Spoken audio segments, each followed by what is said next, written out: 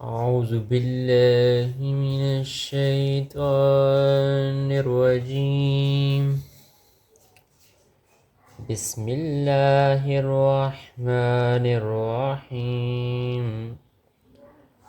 صلی اللہ علیہ وآلہ وسلم. السلام علیکم ویوز، امید ہے آپ خیریت سے ہوں گے. میں آج اپنے channel online Quran teaching پر ایک نئی ویڈیو نئے سبق کے ساتھ حاضر ہوں.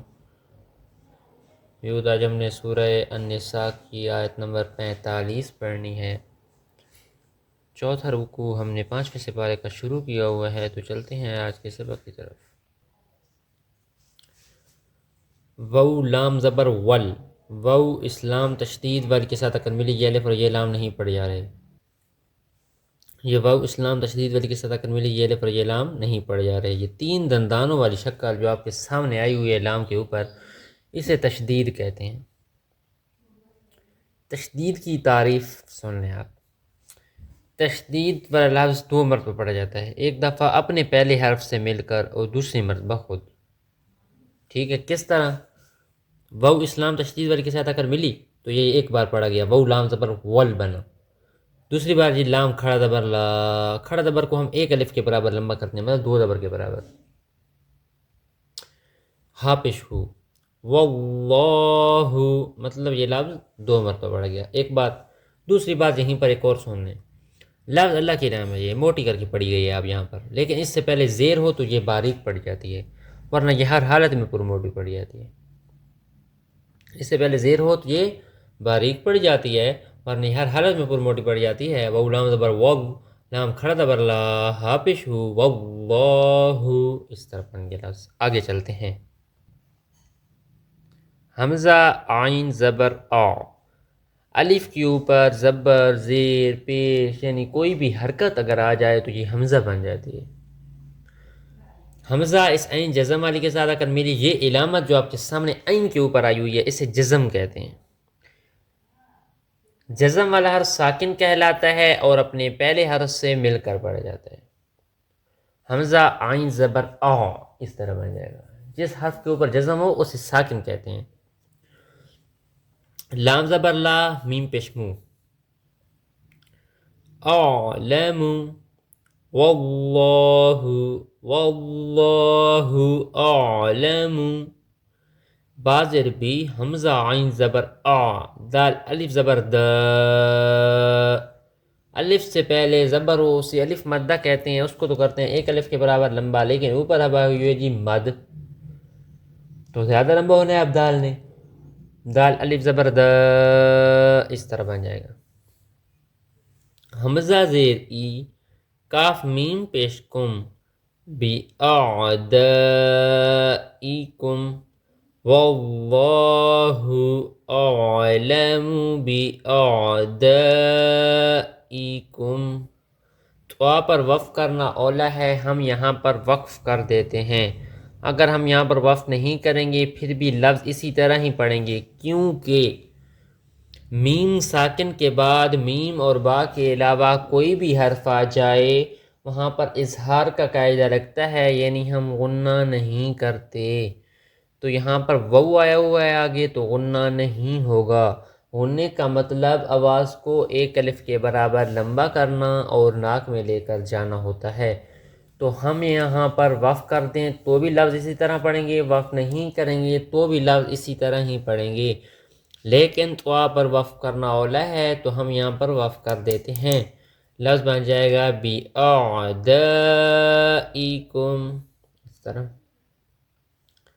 واو زبر وا، کاف زبر کا، فا کھڑا زبر فا. کھڑا زبر کو ہم نے ایک الف کے برابر لمبا کیا. کھڑا زبر کو ہم نے ایک الف کے برابر لمبا کیا. با لام زیر بل. با اسلام تشدید والی کے ساتھ اگر ملی، یہاں پر لفظ اللہ کی لام سے پہلے زیر آئی ہوئی ہے تو یہاں تو پر یہ باریک پڑ جائے گی. وہی بات آ گئی، یہاں پر تو پہلے زبر تھی موڑ موٹی پڑ گئی، لیکن اس سے پہلے زیر ہو تو یہ باریک پڑ جاتی ہے، ورنہ یہ ہر حالت میں پر موٹی پڑ جاتی ہے. اب یہ باریک زیر آئی ہوئی ہے پہلے باریک پڑ جائے گی. با اسلام تشدید والی کے ساتھ اسی طرح ہی ملے گی. لام کھڑا زبر لا، حاضر ہی باللہ. سمجھ آئیے آپ کو؟ میں اتنے تک دہرا دوں آیت پیچھے، پھر اگلے صفحے پر چلتے ہیں. واللہ اعلم بأعدائکم وکفی باللہ. آگے چلتے ہیں. واو زبر وا لام یا زیر لش. یا وو دو زبر یوں. یہاں پر بات سمجھنے والی ہے تھوڑی. زا اور کاف آئے ہوئے ہیں. زا وقف مشبث کی علامت ہے، یہاں پر نہ ٹھہرنا بہتر ہے. قاف یہاں پر بھی نہیں ٹھہرنا چاہیے. تو ہم نے یا اس وو تشدید والی کے ساتھ اگر ملا یہاں پر وقف ہم نے بالکل اب نہیں کرنا، کیونکہ دونوں جو لفظ آئے ہوئے ہیں دونوں کا مطلب ہے یہاں پر وقف نہیں کرنا چاہیے. تو ہم لگاتار پڑھتے ہیں اب یہاں پر. تنوین، دو زبر دو زیر دو پیش کو کہتے ہیں جی تنوین. یہاں آپ کے سامنے زبر کی تنوین آئی ہوئی ہے. زبر کی تنوین کے ساتھ کہیں الف اور کہیں یا لکھ دی جاتی ہے، یہ نہیں پڑھی جاتی. الف نہیں پڑھا جائے گا اب. یا اس وو تشدید والی کے ساتھ اگر ملے گی. تنوین کے بعد حروف یرملون میں سے وو آئی ہوئی ہے. حروف یرملون 6 ہیں: یا، را، میم، لام، وو اور نون. تنوین کے بعد یا نون ساکن کے بعد ان میں سے کوئی بھی حرف آ جائے وہاں پر ادغام کا قاعدہ لگتا ہے، یعنی ہم غنہ کر کے پڑھتے ہیں. لام اور را بغیر غنہ کے باقی 4 غنے کے ساتھ، تو یہاں وو آیا ہوا ہے تو غنہ تو ہوگا.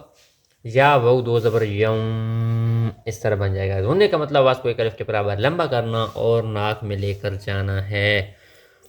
وو زبر وا، کاف زبر کا، فا کھڑا زبر فا، ولیجم وکفا.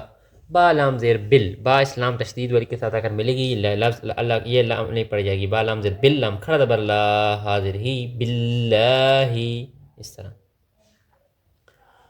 نون زبر نا، سواد یا زیر سوی. یا مدہ ایک الف کے برابر لمبا ہوگا. یا ساکن ہو اس سے پہلے زیر ہو اسے یا مدہ کہتے ہیں. اس کو ایک الف کے برابر لمبا کرتے ہیں.